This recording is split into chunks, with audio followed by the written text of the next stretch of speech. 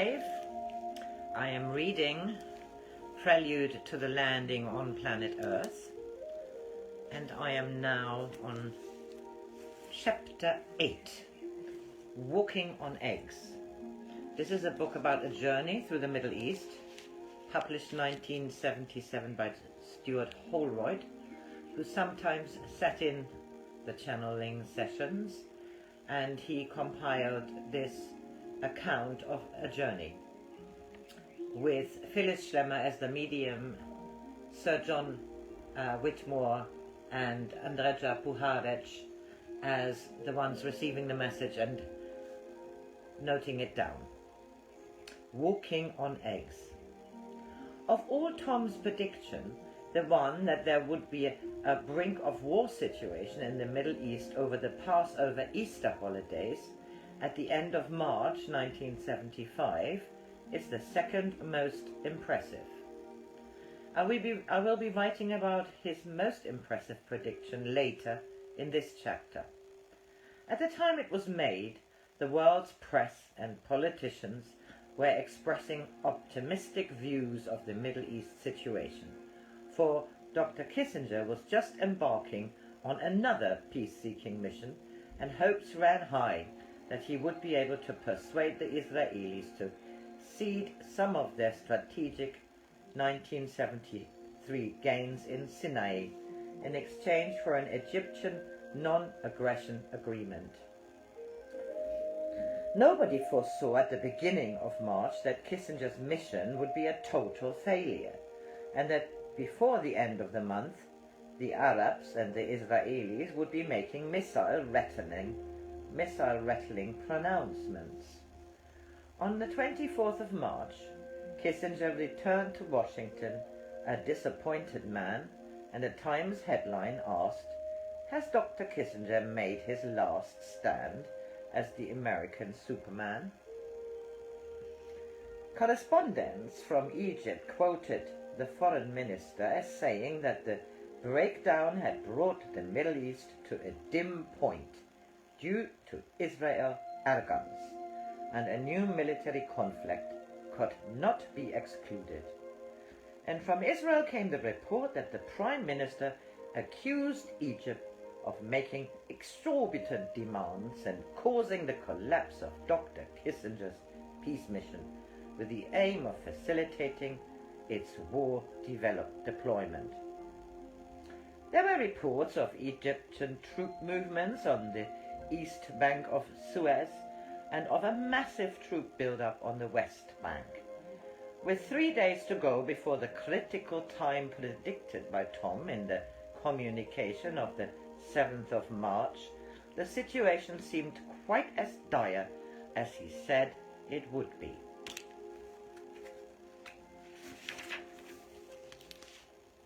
It is worth noting in passing that 2 earlier predictions could be taken as referring to the events of these days.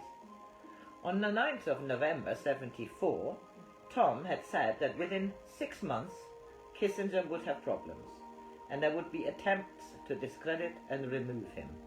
And before they had left Israel in December, Tom had told them that the situation was now stabilized and would hold for 3 months. The intervening 3 months hadn't exactly been peaceful. In January, skirmishing on the Israel-Lebanon border had escalated into what the Times called a mini-war, when the Lebanese army had apparently lent support to the al-Fatah guerrillas operating from Lebanese territory. Then there had been an audacious and suicidal terrorist attack from the sea on Tel Aviv Hotel, and the Israelis had learned from the one prisoner they took that Syria was involved in this operation. Border raids and terrorist activities were everyday news, and by March there was a widespread feeling that the Kissinger Initiative was the last hope for peace. Andrija, John and Phyllis arrived in Israel on the 12th of March. They picked up their hired car at the airport and drove at leisurely speed over the rocky but green hills of Judea and through the Arab towns of Ramallah, Nablus, Tubas and Jenin to their destination, Nazareth, where they checked into the best hotel they could find, a place that managed to be at once modern and seedy. Their physical impressions of the sprawling town of Nazareth, which today is predominantly Arab, were as unfavorable as their impressions of the hotel, and they remarked how disappointed modern pilgrims must be to find the hometown of their Lord and Saviour so squalid. But they were on neither a pilgrimage nor a holiday, and their instructions were to spend 3 days in this place, the nearest sizable town to Megiddo, so they resigned themselves to the discomfort.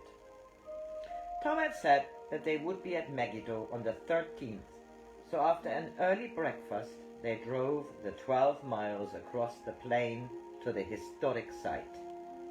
They spent the morning strolling over the mount, exploring it and collecting shards of ancient pottery which lay in profusion on the ground. They also collected specimens of a curious black stone, which Andrija said was to be found only at Megiddo.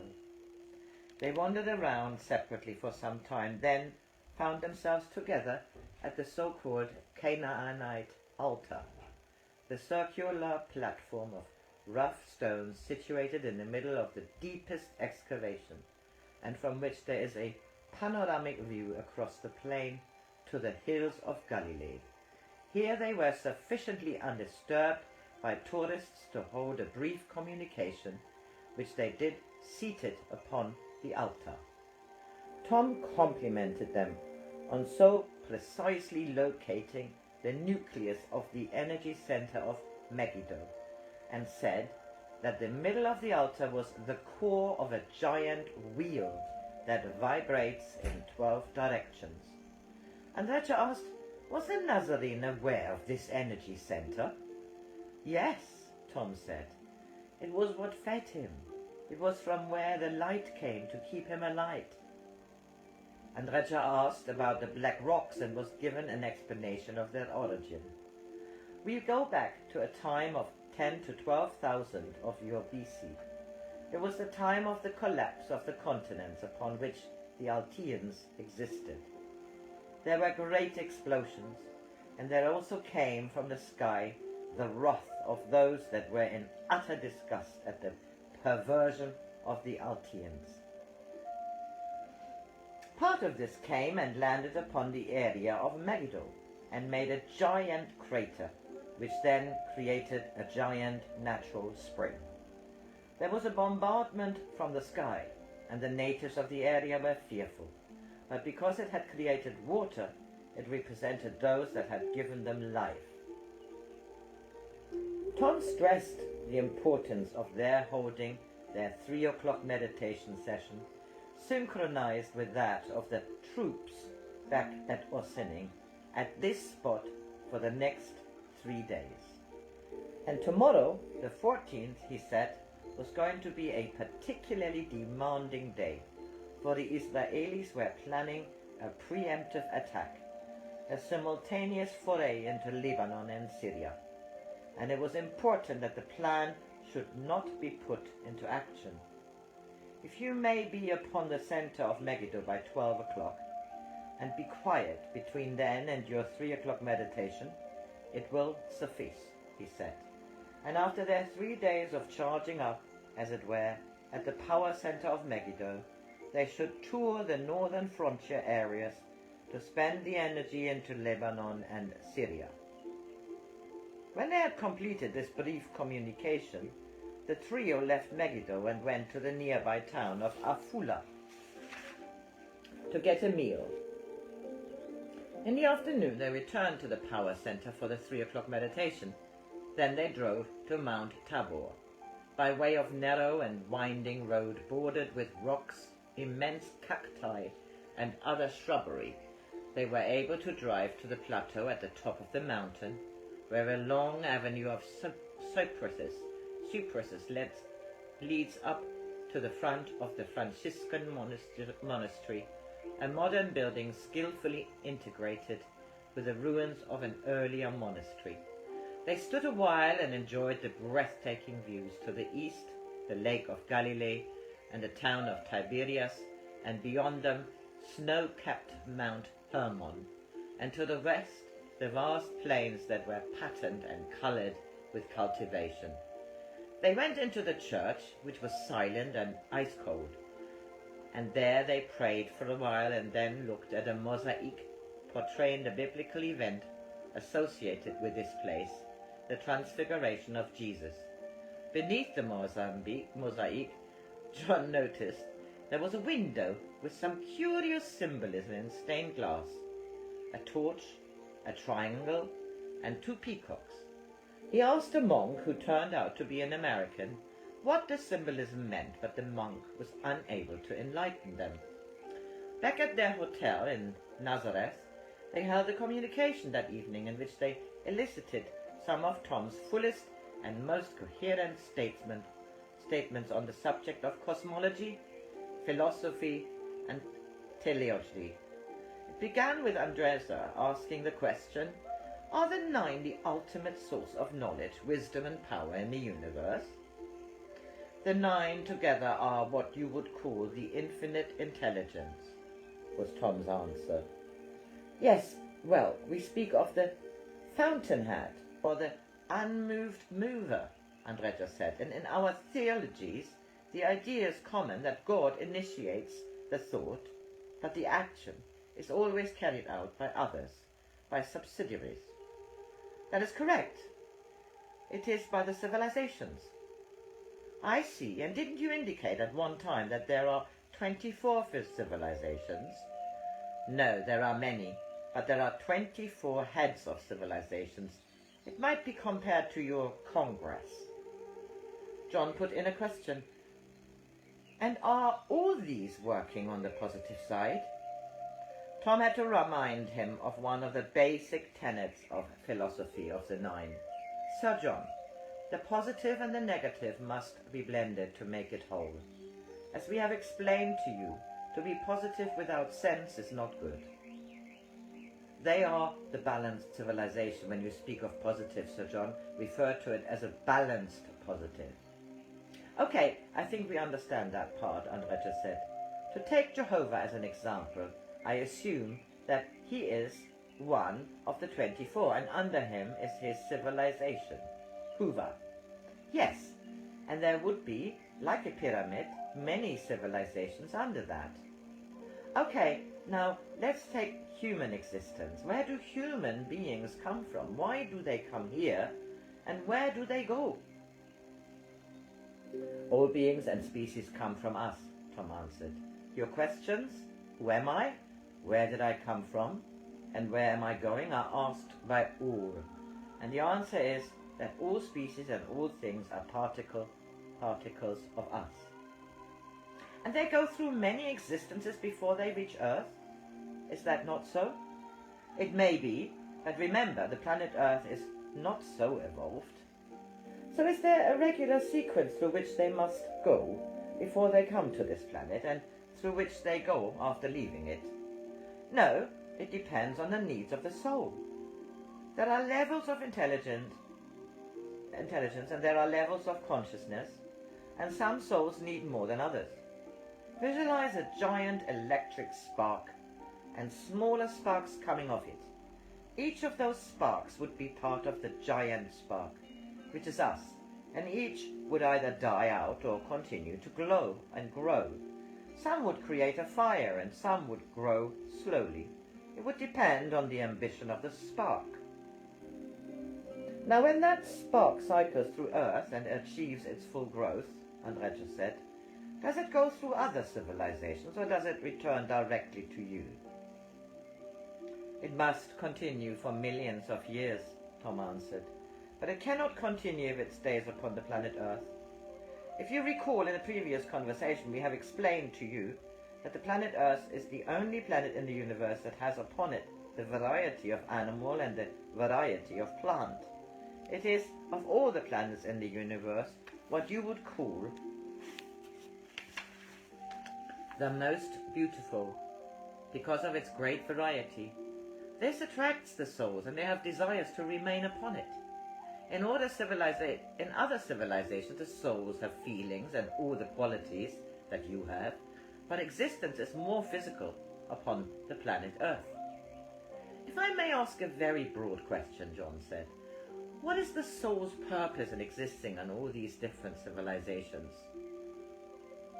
If a soul becomes what you would call perfect, then it is, Tom began, but he stopped abruptly and said, if we explain this to you, Sir John, you may think we are cannibals.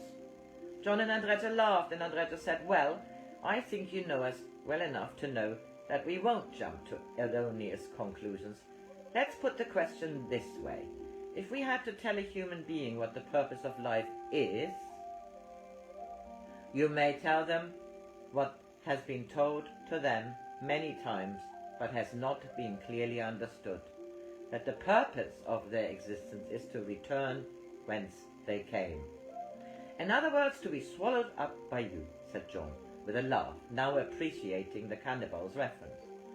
And while they are on this earth with all its problems, Andrija said, what is it they can best do in order to return to the source?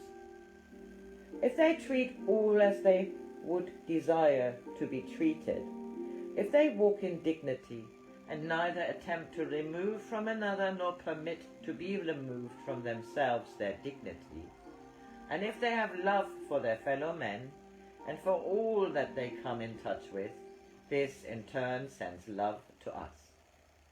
So in essence, Andrija said, we may say that God feeds on this kind of nectar, this love. Yes. And is this love totally immaterial?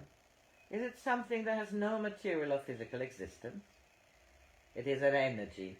It is not something you may hold in your hand. It is a spark that emanates and grows and becomes a shining sun and then returns to us. In the future, John said, we are likely to be asked, what is God? Of course, we have some idea ourselves, but we would like to be able to give consistent and understandable answers to those who ask. So, John, what is God to you? Tom asked. Well, there are various ways I could answer that. I would say that God is the nine, or is a unified intelligence. Tom interrupted to take up John's last phrase and expand it to a unified intelligence, infinite intelligence supported by pure love and which grows with pure love. That was a conversation stopper. John and Andrija were both silent for a time while they took in this elegant and elliptical definition. Then Andrija resumed the questioning. Now, how do the other creatures on the planet Earth fit into this cosmic scheme of things? They have more love and more understanding of us than many humans, said Tom. And do they also come back as sparks, directly, without having to go through a human form? They are never of a human form. They are upon the planet Earth in order to make the souls there ask, what created this? How did this come to be? They are here to jog the mind. Do you understand? Yes, I think so, Andrija said. For example, at Megiddo today, we were watching two hawks. They were mating on the wing, and they were incredible and beautiful, and we wondered about them. They live in such freedom and apparently love, and it is the purest love, Tom said. Yes. So would their souls spark, if it achieved perfection, go directly back to you? Our doctor, you must understand that of all the creatures that exist upon the planet Earth, only man and the porpoise has an intelligent soul that is a spark of us. I see. So when we work with porpoises, dolphins, etc., as we expect to be doing in the future, we are to consider that they have souls equivalent to human souls. Their souls have grown stronger and with more light than many human souls. They only desire to help the human race.